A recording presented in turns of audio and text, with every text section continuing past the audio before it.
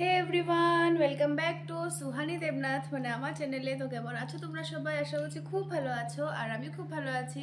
আজকে হলো 4 জানুয়ারি। কি বার মা? বৃহস্পতিবার নাকি? হ্যাঁ, বৃহস্পতিবার।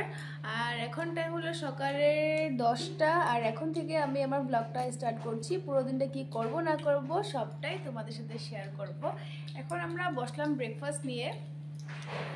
লাস্ট মানে 1 তারিখে লাস্ট ব্লগ করেছিলাম, তারপর 2, 3 আমি ব্লগ করিনি। আর এই 2 আর 3-এর মধ্যে প্রিয়া বাড়িও চলে গেছে। এগুলো তোমাদের সাথে আর শেয়ার করাই হলো না, তোমরা দেখতেই পেয়েছো। আমি একবারেই জগন্নাথ মন্দির পরে এই ব্লগ করছি। জগন্নাথ মন্দিরে গেছিলাম 1 তারিখে, ওটার পরে আজকে ব্লগ করছি। এই 2 দিন মনে আর ইচ্ছাই করেনি কি ব্লগ করব। আর মোবাইলের মধ্যে অনেকগুলো আমার ভিডিও জমেছিল, যেগুলো আমি জানুয়ারিতে মানে আপলোড করলাম আর কি, যেগুলো আমার ডিসেম্বরে আপলোড করার কথা ছিল কিন্তু হয়ে ওঠেনি। এটার জন্যই আর কি। তো প্রিয়াও চলে গেল। আর বেনারস থেকে না মায়াপুর থেকে কোনো একজন প্রভু এসছে আর কি। না মা, কোন জায়গার থেকে? মায়াপুর থেকে আর কি একজন প্রভু এসছে মন্দিরে। ওটার জন্য মা কালকে অনেক সুন্দর পাটিসাপটা, তারপর মালপোয়া, গাজর কা হালুয়া, আরও অনেক ধরনের সবজি ভাত আর রান্না করে নিয়ে গেছিলো প্রভুদের জন্য। তো কালকে রাতেও ক্লাস হয়েছে, মারা গেছিলো। আজকে সকালেও আমি যখন ঘুম থেকে উঠে আসলাম তখন মা ছিলই না বাড়িতে। তো এখন মানে আমি উপরেই গেছিলাম আর কি, এত ঠান্ডা লাগছিল, রোদের মধ্যে বসেছিলাম। তারপর দেখলাম মা আসলো, আর মা এসে আমাকে ডাকলো আর কি যে ব্রেকফাস্টটা করে এনো। তো প্রিয়া যখন ছিল তখন মা মানে কালকে আর কি মোমো বানিয়েছিল, যেগুলো আমরা আর খাইনি আর কি। তো এখন কি করেছে মা, মোমোগুলোকে সুন্দর তেলে ফ্রাই করেছে। আর গন্ধটা যে এত সুন্দর বের হয়েছে মানে আমি ভাবতে পারিনি এত সুন্দর গন্ধ বের হবে। আর মাও খেয়ে বললো কি অনেক টেস্ট লাগছে খেতে। আর তার সাথে আমি মোমো তো নিয়েছি, তার সাথে নিয়েছি এই যে এটা মালপোয়া। আর মালপোয়া খেতে আমি অনেক ভালোবাসি। পাটিসাপটাটা মা খেয়ে নিয়েছে, পাটিসাপটা অত একটা আমি ভালোবাসি না। তারপর এখানে আছে মা এখন ঠাকুরকে ফল প্রসাদ দিয়েছিল, তো খেজুর আপেল সবটাই নিয়ে বসলাম। তো চলো খেয়ে নিই। আর আজকে অনেক বেশি কাজ নেই আর কি, তো ভাবলাম কি আজকে আর একটা ব্লাউজ পিস নিয়ে বসবো। অনেকদিন তো বসিনি, ভুলেও গেছি একটু একটু। দেখা যাক কি হয়। তো চলো দেখা হচ্ছে আবার একটু পরে। এখন আমি ব্রেকফাস্টটা করে নিই। তো ঘরের সমস্ত কামকাজ হয়ে গেছে, আর এখন আমার শাশুড়ি মা রান্না বাড়া দিয়ে ঢুকে গেছে। মা কই? আরে ও তো রান্নাবাড়া দিয়ে ঢুকে গেছে। আর আমি এখনো সেলাই করতে বসিনি। আজকে এতটাই আমার আলসি লাগছে, 2 নম্বর কথা অনেক ঠান্ডাও লাগছে। এখান থেকে ব্রেকফাস্ট করে অনেকটা সময় আমার নিচে গিয়ে গায়ে কবল দিয়ে আবার ঘুমিয়েছিলাম। তো বিরাট গেছে কাজে। আর মা একটু বাজারে গেছিলো, বাজার থেকে এখন আসলো, রান্না বাড়ার দিকে আছে। তো ঠিক আছে, মা এখন কি রান্না বাড়া করে ওটা তো দেখবই। আমি এখন এই গাছটা লাগাবো। এটা হলো লাল ক্যাপসিকামটা, আমি ছোট্টি বাড়ি থেকে নিয়ে এসে পড়েছিলাম গুটিগুলো। তো অনেকদিন হচ্ছে এনেছি, ওটা কাঁচা ছিল তাই এটা আমি এমনি রেখে দিয়েছিলাম, একটু শুকিয়ে গেছে। ওটা আজকে লাগাবো, দেখি এটা হয় নাকি। আমার তো মনে হয় না, তাও দেখি কি হয়। মানে খুব শখ করে লাগাবো, এটা হয়ে গেলে তো খুবই ভালো কথা। তো দেখা যাক কি হয় এখন। আর মা কি রান্না করছে একবার তোমরাও দেখে নাও। এখানে মা বসিয়ে দিয়েছে শিম আর আলু, মানে একটা বটি টাইপ করবে আর কি। তেজপাতা দিয়েছে, শুকনো লঙ্কা দিয়েছে, কালো জিরে দিয়েছে, এখন তো এই যে হলুদ দিয়ে দিল। এখানে বসিয়ে দিয়েছে সয়াবিন আলু টমেটো দিয়ে একটা, এটা কি মাখা মাখা না ঝোল ঝোল, একটা ঝোল ঝোল থাকবে আর কি। আর তেজপাতা দিয়েছে। তো দেখি সোমবার দেওয়া হয়ে গেছে এটা গোটা জিরা দিয়ে। আর এখানে ভাতও হয়ে গেছে, হয়তো এগুলোই আজকের আমাদের। তো এই যে মাটি, এটা হলো পটটা অনেকটাই বেশি নোংরা হয়ে আছে, তখন পরিষ্কার করে ধুয়ে নেব। আর এই মাটিটা ছিল এই পটটার ভিতরে একটা গাছ লাগানো হয়েছিল, যে গাছটা আমার এখন আর নেই, শেষ।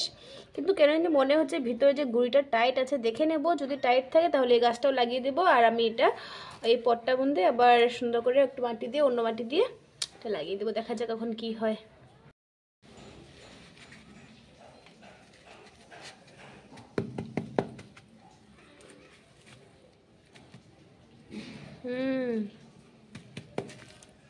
যেমনটা বললাম, এই যে গুঁড়িটা এখনো ভালোই আছে, তো এই গাছটাকে আমি আবার লাগিয়ে দেবো সুন্দর করে। এখন এই পটটা আমি ধুয়ে নিয়েছি, এই যে মাটিগুলো এখন সুন্দর করে দিয়ে আমার ক্যাপসিকাম গাছটা লাগিয়ে দেবো।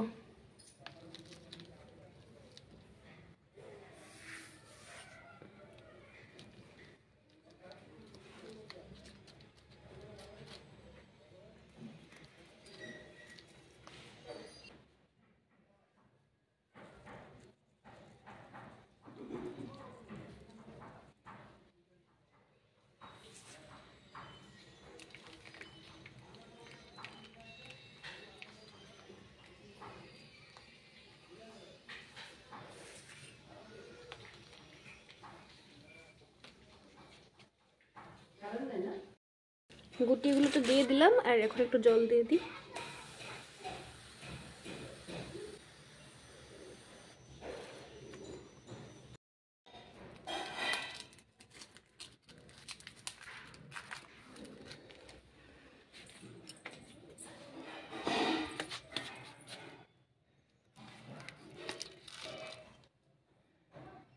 মাটির ভিতরে যে গাছটাকে আমি একটু তাজা পেয়েছিলাম ওটাকে সুন্দর করে লাগিয়ে দিয়েছি। এখন জল দিয়ে দিই, দেখি এটা হয়ে গেলে তো খুবই ভালো কথা। যখন এটা মানে শুকিয়ে গেছিলো আমার খুব মনটা খারাপ হয়ে গেছিলো।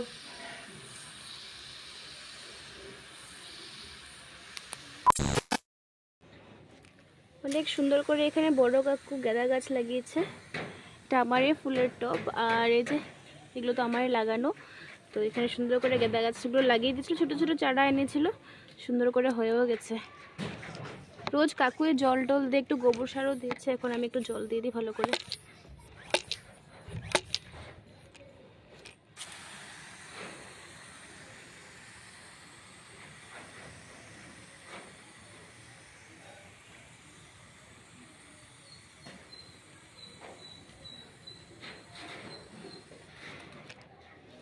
গাছগুলো পুরো শুকনো হয়ে আছে।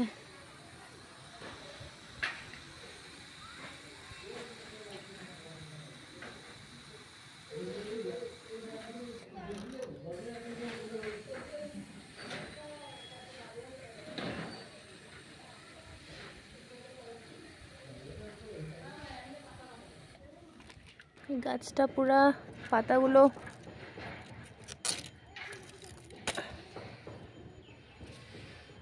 নষ্ট হয়ে যাচ্ছিল। গাছটা বড় কাকু একটু জল টল দিয়েছে বলে বা গাছটা একটু বেঁচে আছে আমার। নতুন পাতা বের হচ্ছে, এগুলো আমি শুকনো হয়ে যাওয়া পাতাগুলো ছিঁড়ে ছিঁড়ে ফেলে দিই, না হলে দেখতে অনেক বাজে লাগে।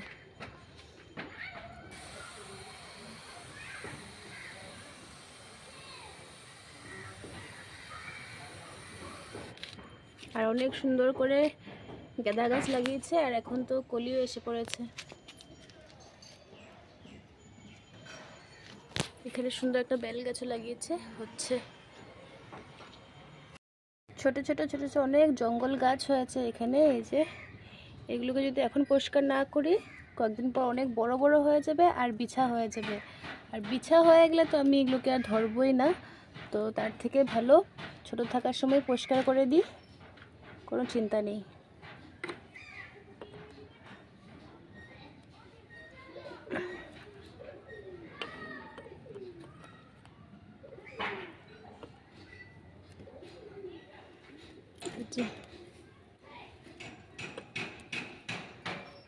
বাকি সব পরিষ্কারই আছে।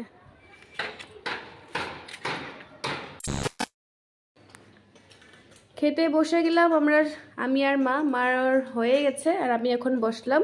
আর মা তো একটু সময়ের মধ্যে অনেক কিছুই বানিয়ে নিয়েছে। একটা নিরামিষ তরকারি বানিয়েছে, মানে এটার মধ্যে আছে কি জানি এটা, বিন না, সরি, বিন, আলু, গাজর আর বড়ি নাকি দিয়েছে, ওটা দিয়ে একটা তরকারি করেছে। আর এখানে আছে শিম চচ্চড়ি, আর আমি সাথে নিয়েছি একটা জলপাইয়ের আচার, আর এখানে বানিয়েছে সয়াবিন তরকারি। একটু সময়ের মধ্যে মা এত কিছু করে নিল। তো চলো এবার আমি খেয়ে নিই।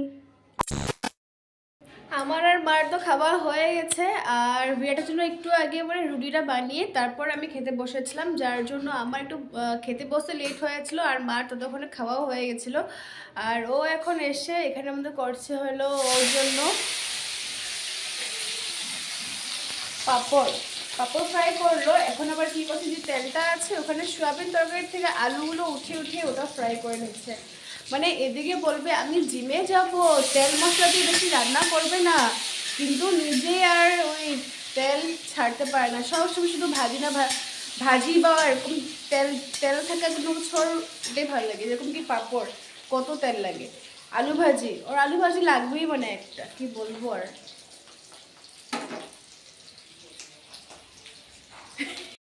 কোনো মানে হয়? এত সুন্দর তরকারিটার থেকে আলুগুলো উঠে উঠে ফ্রাই করে নিচ্ছে এখন। क्या बोलेगा आपको, क्या बोलेगा? আমাকে আর মাকে সব সময় বলবে একদম হালকা পাতলা রান্না করবে, একদম মশলা দিবে না, একদম খালি ঝোল ঝোল একদম পাতলা পাতলা রান্না করবে। আর আমরা ওরকমটাই করে দিই ওকে। আর ও যদি নিজে এরকম করে তেল মশলা খায় তাহলে আমরা আর কি করতে পারবো? মানে আমরা বলে দোষ, ও নিজে বলে কোনো দোষটাই, ওটাই ও প্রমাণ করতে চায় আর কি, বুঝিয়ে দিল। তো মা এখন মন্দির থেকে আসলো। আজকে তোমাদের বলেছিলামই যে একজন প্রভু এসেছে মায়াপুর থেকে, তো উনি সকালে আর সন্ধ্যার সময় একটু ক্লাস দিচ্ছে। তো আজকে মারা ওখানে প্রোগ্রাম ছিল আর কি, ওখানে রান্নাবাড়া করেছে, মারাই প্রসাদ ভোগ বানিয়েছে। তো এখন মা মানে ওখান থেকে এসেছে, মা ওখানে কোনো কিছু খাইটাইনি, তো না খেয়ে মানে ভেবেছে আর কি আজ আমি তো বাড়িতে একা একা আছি, ওটার জন্য আর কি ভেবে একটু প্রসাদ নিয়ে এসছে। তো মা নিজের জন্য আনলো, আমার জন্য একটু নিয়ে এসছে। তো মা এখন কি কি প্রসাদ নিয়ে আসলো তো তোমরা একবার দেখে নাও। তো এই যে সমস্ত তোমরা দেখতে পাচ্ছ সমস্ত আজকে মা আর মাতাজিরা মিলেই মানে সব কিছু করেছে। তো এটা হলো যে ভাত নিয়ে আসলো, এটা হলো ডাল, এটা হলো একটা মিক্স ভেজ আর কি, এখানে ফুলকপি আছে, ডাঙ্গুটি না সরি বিন আছে, তারপর গাজর আছে, আলু আছে, মটর আছে, অনেক কিছু দিয়ে মানে একটু সুন্দর করে বানিয়েছে, ওলকপি আছে, মানে অনেক সুন্দর গন্ধটাও বের হচ্ছে, দেখতে অনেক সুন্দর হয়েছে। এটা হলো একটা বাটা, আর এটা হলো একটা শাক, আর এটা হলো একটা চাটনি, কি কি পাতা পাতা দিয়ে করেছে, এটা শাক নাকি?